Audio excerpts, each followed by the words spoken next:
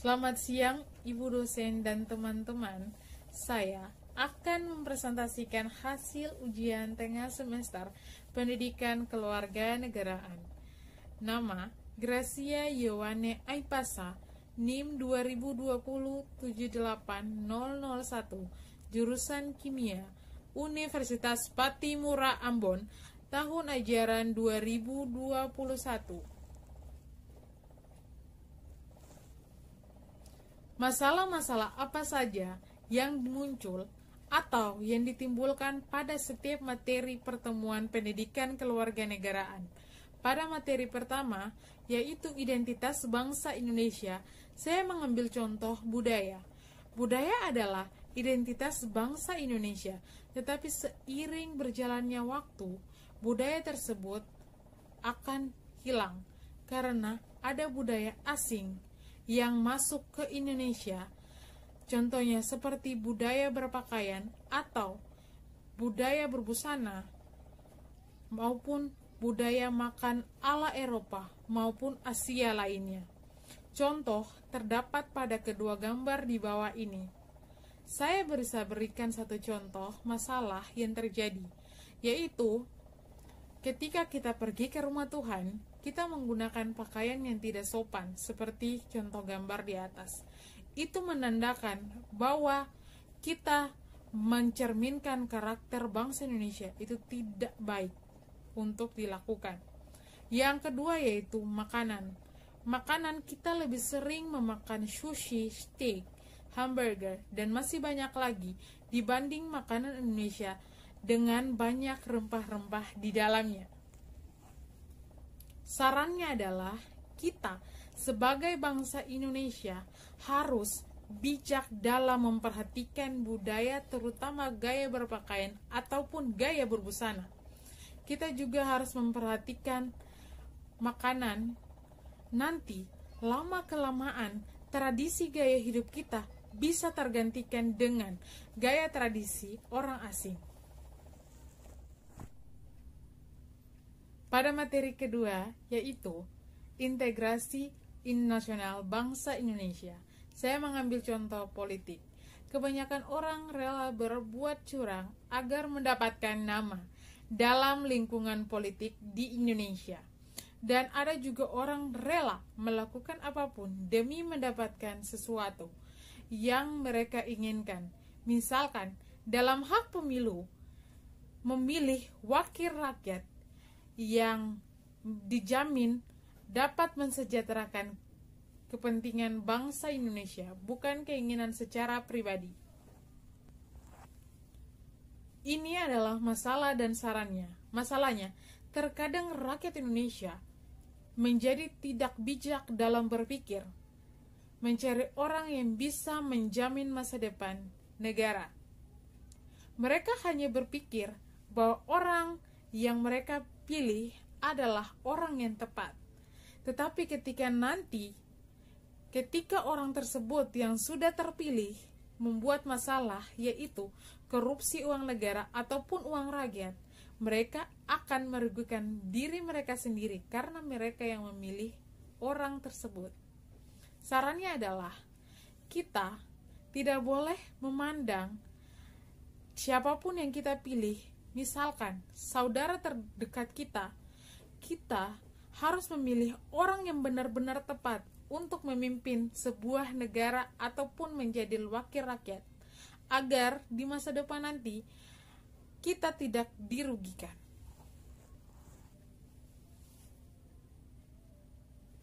Pada materi ketiga, yaitu Konstitusi Indonesia, saya mengambil bebas berpendapat.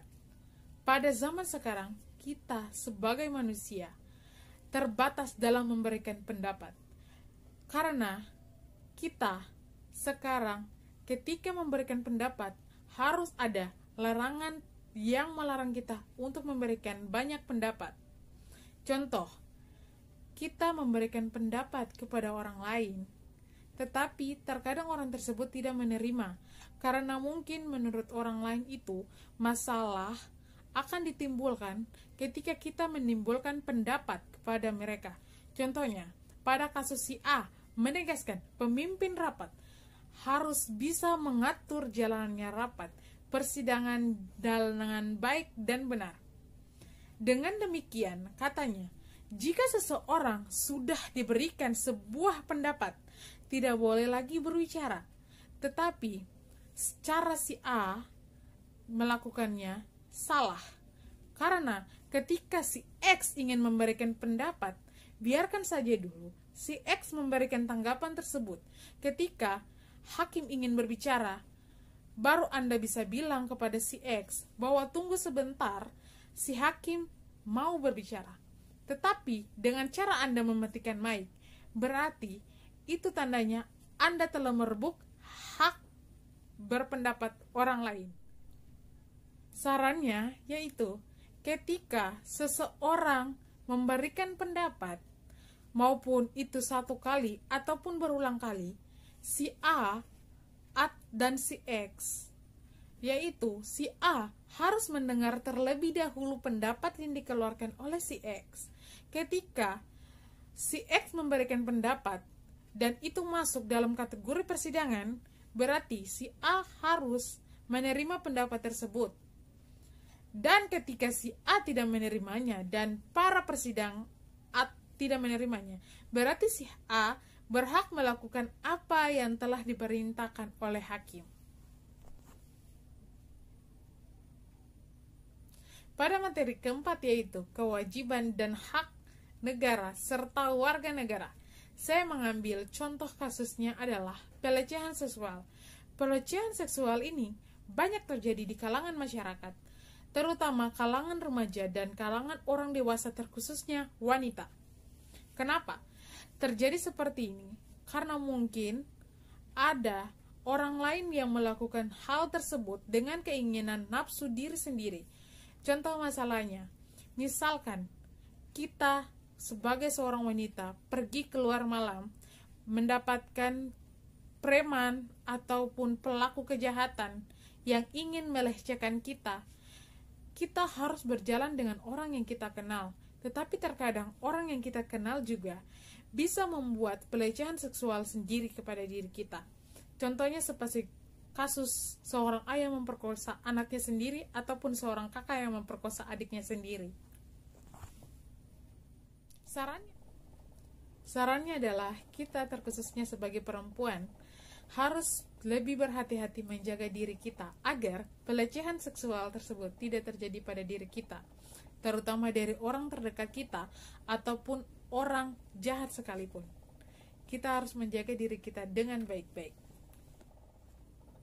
Pada materi kelima, yaitu demokrasi Indonesia, saya mengambil contoh demokrasi di lingkungan sekolah. Tawuran antara pelajar. Contoh di lingkungan sekolah, sebenarnya hal ini tidak patut untuk dilakukan karena merugikan banyak pihak. Contoh masalahnya, sekolah A tawuran dengan sekolah B, menjatuhkan korban, atau korban yang jatuh kebanyakan berada di sekolah A, dan sekolah B pun mengalami sebuah kerugian, karena mungkin menurut orang lain bahwa sekolah B merujuk pada tingkatan pendidikan itu diragukan karena melakukan hal yang tidak baik. Sarannya adalah kita sebagai siswa, sebagai pendidik, kita harus lebih pintar dalam melakukan segala sesuatu agar tidak merugikan banyak pihak. Misalkan kita bersaing tidak menggunakan fisik, tetapi menggunakan otak, agar bisa memegangkan kedua sekolah ataupun sekolah yang kita pilih sekarang ini. Materi ke-6 adalah materi kebijakan hukum Indonesia. Saya mengambil hak waris.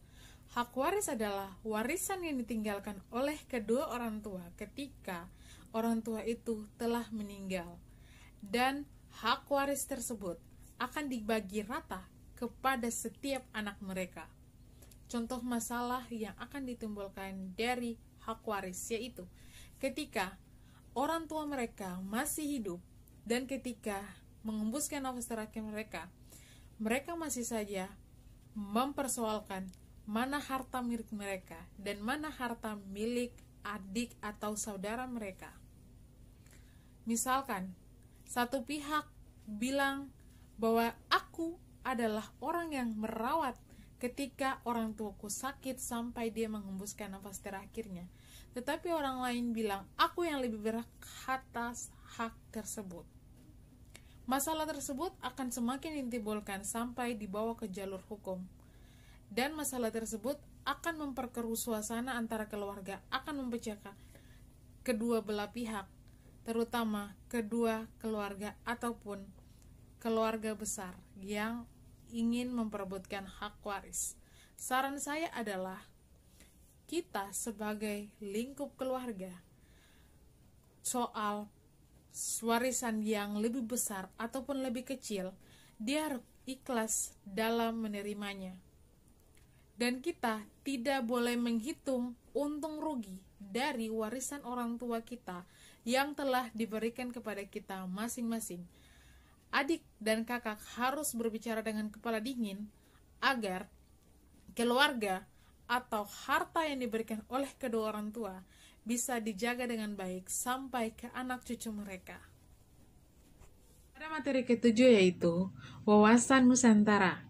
Saya mengambil contoh ekonomi negara. Ekonomi adalah hal yang paling penting bagi suatu negara. Kalau tidak ada ekonomi, berarti negara itu tidak akan menjadi apa-apa. Contoh masalahnya adalah ketika ekonomi negara menurun pada suatu negara, maupun itu secara penipuan, maupun secara terang-terangan, sampai terkadang pelaku tidak mendapatkan hal yang jelas. Pelaku tersebut melakukan hal itu berulang-ulang kali, tetapi tidak jera juga dalam melakukan penipuan uang negara. Sarannya adalah kita selaku masyarakat atau pemimpin negara harus membuat peraturan bahwa siapapun yang melakukan kerugian bagi negara harus dihukum sama dengan orang yang melakukan kejahatan pada saat pencurian bank, pencurian emas, dan lain-lain sebagainya. Harus dihukum dalam sel yang sama, tidak boleh dibeda-bedakan. Walaupun sebuah beda kasta dalam jabatan ataupun kasta, semua sama di mata hukum.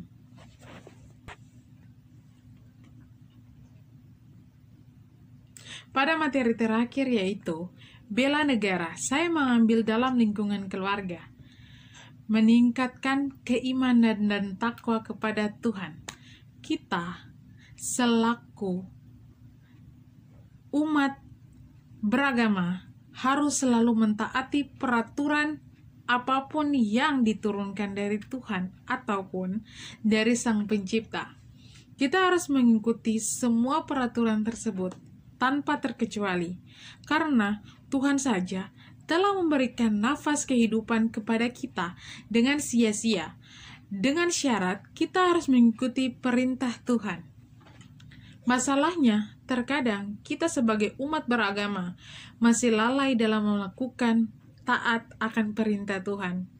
Terkadang kalau kita pergi ke rumah ibadah ataupun ke tempat ibadah, kita lebih sering bercerita ataupun kita lebih sering tidak memperhatikan apa yang dibilang oleh orang yang berceramah ataupun khotbah kepada kita.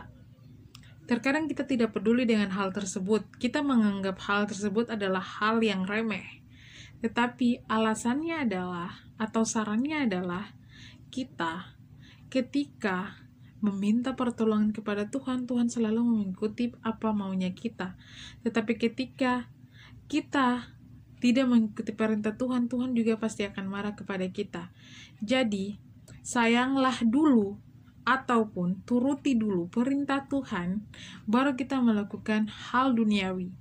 Agar ketika kita meminta bantuan kepada Tuhan, Tuhan akan selalu setia membantu kita tanpa adanya rugi dan untungnya. Sekian dan terima kasih dari presentasi masalah-masalah di setiap presentasi kelompok di setiap minggunya.